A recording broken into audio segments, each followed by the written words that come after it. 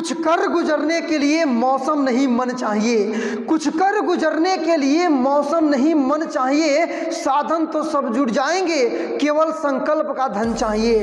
भरोसा खुदा पर है तो जो लिखा है तकदीर में वही पाओगे, भरोसा यदि खुदा पर है तो जो लिखा है तकदीर में वही पाओगे, लेकिन यदि भरोसा खुद पर है तो खुदा वही लिखेगा जो तुम कर पाओगे। All my dear students, welcome back in global science academy. मैं मन्नू कुमार और आज हम बात करने वाले हैं कक्षा 10वीं के लिए आपके मैथमेटिक्स का जो लेसन 6 है, जो कि आपका त्रिभुज है। इसमें प्रमेय नंबर 1 जिसको बोलते हैं थेल्स प्रमेय। देखिए यह जो थेल्स प्रमेय है, पहले इसके इंपॉर्टेंस को समझिए। कक्षा 10वीं के लिए काफ़ी इंपॉर्टेंट प्रमेय, दीर्घ उत्तरीय प्रश्न में आपका ये आना ही आना है, या ये आए या इसका बिलोम आए, लेकिन डेफिनेटली 100% चांस होता है इन दोनों में से किसी एक का एग्जामिनेशन में आने का। फिलहाल मैं आपको ये सजेस्ट करना चाहूँगा कि हो सकता है कि आप कक्षा 10वीं में नई कक्षा में आप तुरंत एंट्री लिए, इसलिए आप इसके इंपॉर्टेंस को नहीं समझ पा रहे हो, बट काफ़ी इंपॉर्टेंट, बहुत बड़े पैमाने पर ए लॉट ऑफ अपॉर्चुनिटी के साथ ये क्वेश्चंस आते हैं। तो आज आपको ये करना है कि कुछ मिनट्स में यह प्रमेय समझ लेना है, ताकि एग्जामिनेशन में आपका एक फुल मार्क्स जो दीर्घ उत्तरीय क्वेश्चन है एक आपका कंप्लीट हो जाए। चलिए तो स्टार्ट करते हैं। देखिए यहाँ मैंने ऑलरेडी आपका प्रमेय लिख दिया हुआ है, आप इसको मिलाएंगे। बोल रहे कि यदि किसी, जैसे कि यहाँ तो आप देख लिए पहले क्लास 10th मैथमेटिक्स अध्याय 6 है जिसका नाम है त्रिभुज, इसको बोलते हैं थेल्स प्रमेय या इसी को बोलते हैं आधारभूत समानुपातिकता प्रमेय, मतलब थेल्स थ्योरम या बेसिक प्रोपोर्शनलिटी थ्योरम। इसको पहले पढ़िए ये है क्या।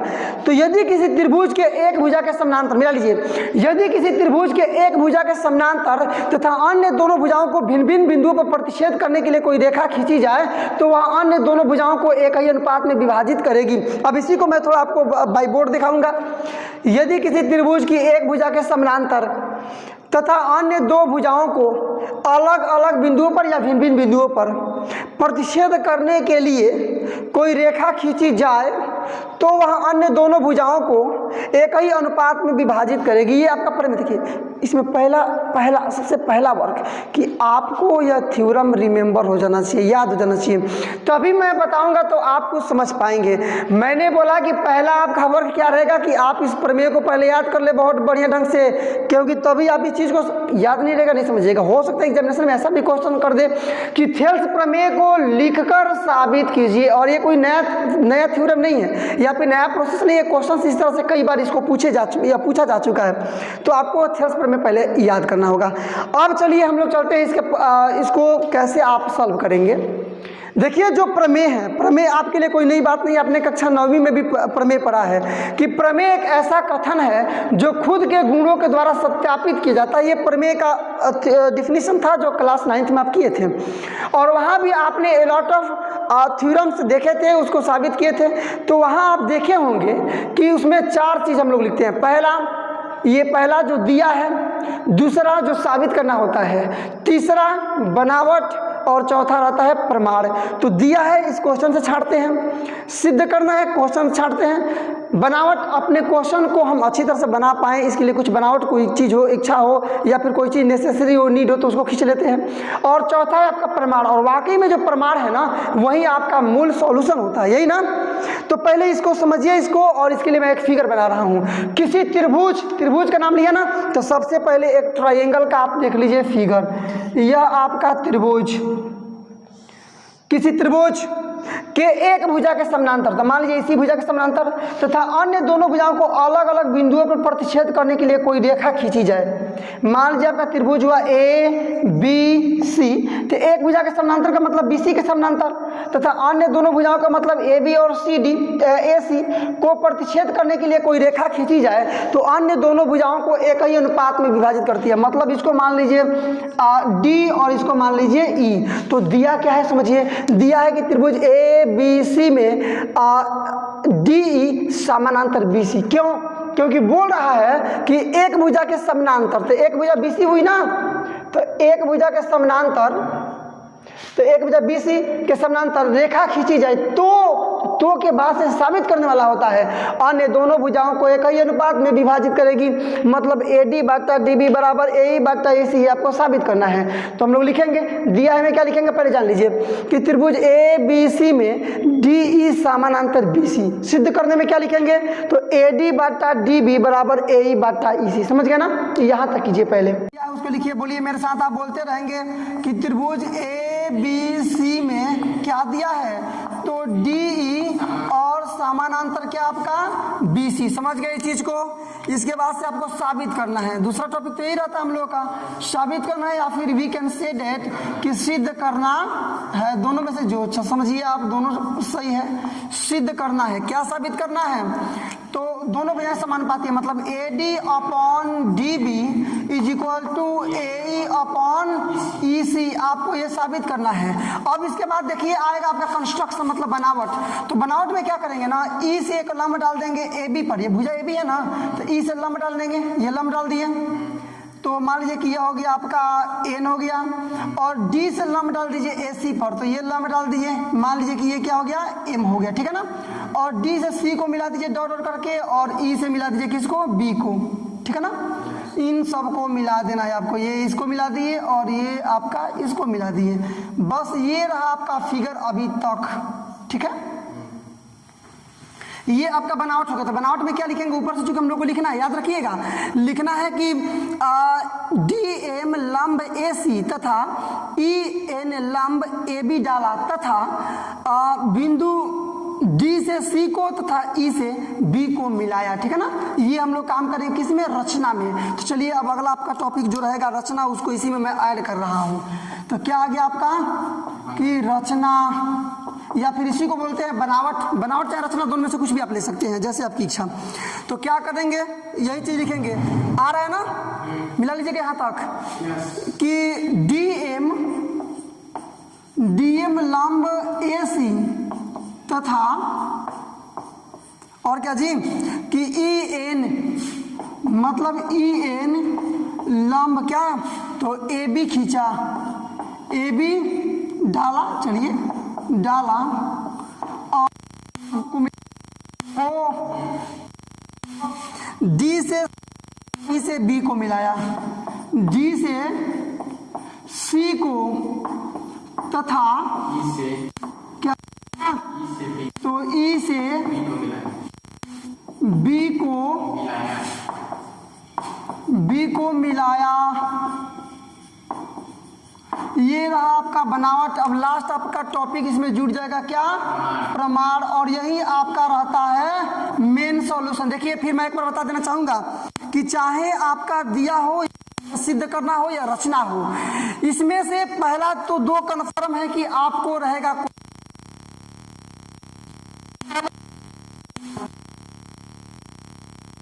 तो क्या किसी भी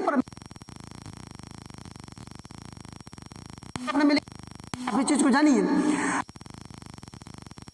जैसे हम उसको बना पाए, तो जो हमको चीजें चाहिए उसको हम लोग फॉलो करते हैं। तो रचना इस तरह से बनाते हैं, प्रमाण आपका एक्चुअल सॉल्यूशन होता है। प्रमाण स्टार्ट करते हैं हम लोग। देखिए सबसे पहले मैं आपको एक चीज बताना चाहूंगा, त्रिभुज का क्षेत्रफल। त्रिभुज के क्षेत्रफल के लिए फॉर्मूला क्या है, तो 1/2 गुणे आधार गुणे ऊंचाई, या ऊंचाई को आप लोग शीर्ष लंब भी कह सकते हैं। सबसे पहले मैं आपको लिख रहा हूं कि चूंकि त्रिभुज का क्षेत्रफल इज इक्वल टू, फॉर्मूला क्या होता है 1/2 गुणे आधार और गुणा में क्या होता है ऊंचाई, या इसी को शीर्ष लंब भी बोलते हैं, यही ना। इस प्रकार से आप निकालेंगे त्रिभुज ADE का क्षेत्रफल। समझिए ADE का क्षेत्रफल, इसको खड़ा कीजिएगा, तो आधार लीजिएगा आप AD, तो ऊंचाई ये होगा ना आपका EN। आप समझ सकते हैं चीज को, मतलब त्रिभुज ADE का क्षेत्रफल बराबर क्या हो जाएगा 1/2 गुणे आधार का मतलब AD और गुणे ऊंचाई का मतलब EN, ठीक है ना। इसी चीज को आप फॉलो कीजिएगा। इसलिए त्रिभुज ADE का क्षेत्रफल इज इक्वल टू हो जाएगा आपका क्या, तो 1/2 गुणे आधार का मतलब AD और ऊंचाई का मतलब EN, तथा इसी प्रकार से नीचे आ जाइए। ये यहाँ देखिए फिगर को मैं थोड़ा कलर करूंगा। त्रिभुज DE बी का क्षेत्रफल, इसका क्षेत्रफल, इसका। तो आधार तो ये रह जाएगा और ऊंचाई का मतलब ये ऊंचाई रहेगा। ये का मतलब ना ये का मतलब ना ये आप इस चीज़ को समझना पड़ेगा आपको। मतलब 1/2 गुणा आधार का मतलब डी बी और ऊंचाई लिखना है ये ना, तो इसके जगह पे नाम रखे नहीं है, इसके जगह पे लिख देंगे फिर से ई एन। बस यही आपका केवल यही एक चेंज होता है पूरे थेल्स प्रमेय में। ध्यान से मेरी बात को समझिए, कंसंट्रेशन स्ट्रॉन्ग कीजिए पहले कि पूरे प्रमेय में केवल यही आपका एक इंटरचेंजिंग रहता है कि जहां इसका ऊंचाई लिखना चाहिए वहां लिखते हैं ई एन का। इसी प्रकार से इधर आएंगे तो जहां लिखना होगा इसको वहां पर लिख देंगे इसके जगह पर डी एम का, समझे ना। बस इसके अलावा दूसरा कोई चेंजिंग नहीं होता। और इतना बात यदि आप समझ गए तो प्रमेय तो आप भूलने से नहीं भूल पाएंगे। इतना ज़बरदस्त आपका कंसंट्रेशन स्ट्रॉन्ग हो जाएगा और अंडरस्टैंडिंग और इतना मजबूत हो जाएगा। तथा मैंने क्या बोला, नीचे वाला का मतलब डी ई बी का क्षेत्रफल, क्या कि त्रिभुज डी ई बी का क्षेत्रफल। तो इसी प्रकार से हो जाएगा आपका 1/2 गुणे क्या मैंने बोला डी बी और गुणे ई एन, ठीक है ना। आपको क्या करना है ना, दोनों को डिवाइड कर लेना है, इसलिए हम डायरेक्ट डिवाइड करेंगे। त्रिभुज ए डी ई का क्षेत्रफल अपॉन, देखिए दोनों में यही करना है, मतलब ये काम आपको करना ही करना है। तो बाई में आपका हो जाएगा क्या, तो त्रिभुज डी ई बी का क्षेत्रफल तो हो जाएगा आपका क्या, इसका ऊपर लिख दीजिए 1/2 और गुणे में ए डी और गुणे में ई एन अपॉन ये क्या 1/2 इंटू डी बी और गुणे में ई एन, समझे ना। ये 1/2 से 1/2 खत्म, ई एन से ई एन खत्म, मतलब आपको क्या मिल गया, तो ट्राइंगल ए डी ई का क्षेत्रफल और अपॉन ये क्या हो गया त्रिभुज डी ई बी का क्षेत्रफल इज इक्वल टू आपका आ गया क्या, ये ऊपर क्या बच गया आपका, ऊपर बच गया ए डी और नीचे बच गया आपका क्या डी बी। करेंगे आप अभी इधर से काम किए ना, आप इधर से आएंगे मतलब क्या, तो इसी त्रिभुज का क्षेत्रफल मतलब फिर से ए डी का क्षेत्रफल, इधर से मतलब ए ई डी का क्षेत्रफल, तो ए ई डी बोलिए चाहे ए डी ई बोलिए, बात तो वही ना हुआ। और फिर से चूंकि ये निकाले थे ना तो अब ये निकालेंगे इसका क्षेत्रफल, ठीक है ना। मतलब 2 बार आप निकालिए त्रिभुज का क्षेत्रफल, त्रिभुज ए डी ई का क्षेत्रफल और फिर त्रिभुज ई डी सी का क्षेत्रफल, समझ गए। और ऐसे ही बट्टा में करके निकाल लीजिए, समीकरण 2 मान लीजिए। यहाँ तक तो आप समझ चुके होंगे। तो चलिए वही काम मैं फिर से कर रहा हूँ, लिखूंगा कि पुनः क्या इधर से अब लेंगे, इधर से निकालेंगे तो आधार ये हो जाएगा और ऊंचाई ये डीएम हो जाएगा। मतलब त्रिभुज ए डी ई का क्षेत्रफल इज इक्वल टू आपका 1/2 गुणे आधार का मतलब ए आपका ए ई और गुणे ऊंचाई का मतलब क्या ये वाला ना, मतलब डीएम हो गया ना। तथा इधर से ई डी सी का क्षेत्रफल, क्या बोलेंगे इसको कि ट्रायंगल ई डी सी का क्षेत्रफल इज इक्वल टू क्या हो जाएगा 1/2 गुणे आधार क्या हो जाएगा आपका ई सी और गुणे ऊंचाई का मतलब ये आना चाहिए ना, तो इसके जगह पर यही लिख देंगे आप केवल क्या, तो डी एम। यही ना इंटरचेंजिंग बोले थे हम लोग कि इसके जगह पर लिखते हैं ई एन को और इसके जगह पर लिखते हैं डी एम को, तो वही काम किए। अब दोनों को डिवाइड केवल कर देना है, इसलिए क्या कर देना आपको, डिवाइड कीजिए। त्रिभुज ए डी ई का क्षेत्रफल और अपॉन आपका ये वाला नीचे वाला त्रिभुज ई डी सी का क्षेत्रफल तो इज इक्वल टू आपका क्या हो जाएगा 1/2 गुणे, बोलिए ए गुणे डी एम और अपॉन ये आपका रहेगा क्या 1/2 गुणे ई सी और गुणे में क्या रहेगा आपका तो डीएम। ये डीएम से डीएम का कैंसिल हुआ, तो त्रिभुज ए डी ई का क्षेत्रफल और अपॉन त्रिभुज ई डी सी का क्षेत्रफल इज इक्वल टू आपका आ गया ए अपॉन ई सी, ठीक है ना। जो बचा वहीं वहाँ लिखेंगे, ठीक है। आइए यहाँ दिखाते हैं आपको, मैंने क्या कर दूंगा मैं, तो जो बचा वहाँ पर मतलब क्या कि या त्रिभुज ए डी ई का क्षेत्रफल अपॉन त्रिभुज ई डी सी का क्षेत्रफल is equal to A upon EC. देखिए यहाँ थोड़ा सा एक बात समझिए आप, नियम क्या है कि यदि दो समानांतर रेखाओं के बीच और एक ही आधार होना चाहिए, आधार एक ही रहे, आप कितना त्रिभुज खींचिए, ये एक त्रिभुज खींच लिए, ठीक है ना, ये एक त्रिभुज खींच लिया आप, ये एक त्रिभुज खींच लिए, ये एक त्रिभुज, यहाँ से एक त्रिभुज खींच लिए, तो इस सबका क्षेत्रफल बराबर होगा। मतलब आपका प्रमेय क्या है? प्रमेय आपका ये है कि एक ही आधार, मतलब आधार दोनों का सेम होना चाहिए, सबका एक ही आधार तथा दो समानांतर रेखाओं के बीच खींचे गए त्रिभुजों का क्षेत्रफल बराबर होता है। मान लीजिए कि यही आपका दो समानांतर रेखा हो गए और कोई आप यहाँ ले लिए, मान लीजिए कोई भी ले, यहाँ पी ले लिए, यहाँ क्यू ले लिए, तो अब आप जहाँ से ये पी क्यू नीचे रखिए, पी क्यू नीचे होना चाहिए, पी क्यू नीचे होना चाहिए, पी क्यू नीचे होना चाहिए, सॉरी ये यहाँ तक जाएगा, पी क्यू नीचे होना चाहिए। मतलब एक ही आधार तथा दो समानांतर रेखाओं के बीच जितने भी क्षेत्रफल बनेंगे सबका क्या होगा? क्षेत्रफल, जितने भी त्रिभुज बनेंगे सबका क्षेत्रफल बराबर होगा। मतलब यही चीज़ आप यहाँ आइएगा, यहाँ फिगर मिला लीजिएगा, त्रिभुज DEB दिखाई दे रहा है और त्रिभुज DEC दोनों दिखाई दे रहा है आपको। तो दो, ये तो DE और BC दोनों रेखाएं समानांतर है, आपको क्वेश्चन में ही दे दिया है ना। और दोनों का आधार DE है, मतलब DEB का भी आधार DE है और DEC का भी आधार, चाहे EDC का भी आधार DE है, तो दोनों में है ना। तो मैं क्या लिखूंगा वहां पर कि चूंकि त्रिभुज DEB तथा त्रिभुज EDC ये दोनों एक ही आधार DE तथा दो समानांतर रेखाओं DE और BC के बीच है, इसलिए त्रिभुज DEB का क्षेत्रफल बराबर त्रिभुज EDC का क्षेत्रफल, दोनों क्षेत्रफल बराबर। उसके बाद नीचे इसके जगह पर मैं रिप्लेस कर दूंगा उसके मान को, समीकरण सेकेंड मान लूंगा। क्या लिखेंगे हम लोग, मिला लीजिए, क्या कि त्रिभुज DEB तथा EDC लिखिए, बोलते लिख रही सीधे, चूंकि त्रिभुज DEB तथा त्रिभुज EDC एक ही आधार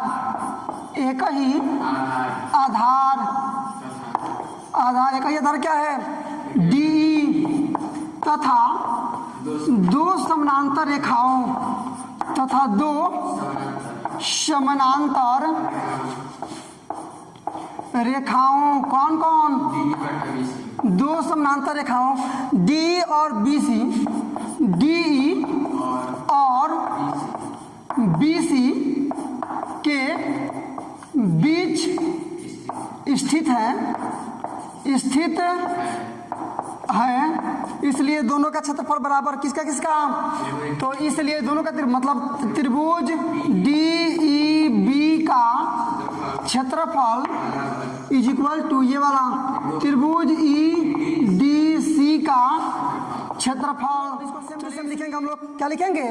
तो इसलिए आपका त्रिभुज ADE का क्षेत्रफल और अपॉन EDC का क्षेत्रफल, यही ना है EDC, तो EDC के जगह पर हम लोग क्या लिख देंगे कि DEB का क्षेत्रफल, चूंकि दोनों बराबर ना है तो लिख सकते हैं, मतलब क्या लिख देंगे? त्रिभुज DEB का क्षेत्रफल, चलेगा ना, इज इक्वल टू आपका क्या हो जाएगा? यहाँ पर जो है वही रहेगा AE अपॉन EC, समीकरण सेकेंड। चलिए समीकरण फर्स्ट और समीकरण सेकेंड से साबित हो गया जो चाहिए। समीकरण फर्स्ट क्या, यही ना है, त्रिभुज ADE का क्षेत्रफल अपॉन त्रिभुज DBE का क्षेत्रफल बराबर इतना बटा इतना। और यही देखिए, यही सेम चीज यहाँ भी है, त्रिभुज ADE का क्षेत्रफल अपॉन त्रिभुज DEB का क्षेत्रफल, मतलब ऊपर है ADBE, यहाँ भी ऊपर है ADE, नीचे आपका DEB, यहाँ भी नीचे है DEB, तो दोनों सेम चीज ना हुआ। तो यही दोनों चीज इसके बराबर है और यही सेम टू सेम यही दोनों चीज इसके बराबर। इसका मतलब कि अभी दोनों बराबर ना है, बस हो गया। समीकरण फर्स्ट और समीकरण सेकेंड से इतना बराबर इतना, और यही साबित करना है, मिला लीजिए AD बटा DB बराबर AE बटा EC, यही ना साबित करना था, बस प्रमाण हो जाएगा। तो लिखेंगे समीकरण फर्स्ट तथा समीकरण सेकेंड से, समीकरण फर्स्ट तथा यह समीकरण सेकेंड से क्या हो गया जो साबित करना, इसमें क्या तो AD अपॉन DB और बराबर इधर का क्या हो जाएगा AE अपॉन इसी तो देखिए इस प्रकार से आपने प्रूव हो जाएगा। आपने इसमें का थेल्स प्रमेय जो कि प्रमेय नंबर 1 था आपके त्रिभुज के लिए, इस रिलेशन के लिए आपका प्रमेय नंबर 1 था जो कि था थेल्स प्रमेय, इसी को बोलते हैं आधारभूत समानुपातिकता प्रमेय, जिस पर डिपेंडेंट मैक्सिमम क्वेश्चंस आपके प्रश्नावली में भी है, उसको आपको बनाना है। मैं आपको बनाऊंगा, या आपको सजेस्ट मैं करूंगा, आपको एक्सप्लेन मैं करूंगा, तो वहां आपको बनाना होगा, लेकिन उसके लिए आपको थेल्स प्रमेय चाहिए। अब एक काम आपको करना है, मैंने तो इसको बना दिया, आप इसको कम से कम 10 बार बनाइए, तब तक बनाइए जब तक कि आपके रूम में इसके प्रत्येक कण न समा जाए। लगातार बनाते रहिए, अथक प्रयास, और 100% कंप्लीट कर लेने के बाद अब इसका दूसरा जो प्रमेय है थेल्स प्रमेय का विलोम, उसको हम लोग करेंगे। तो चलिए इस प्रकार से ये आपका थेल्स प्रमेय कंप्लीट।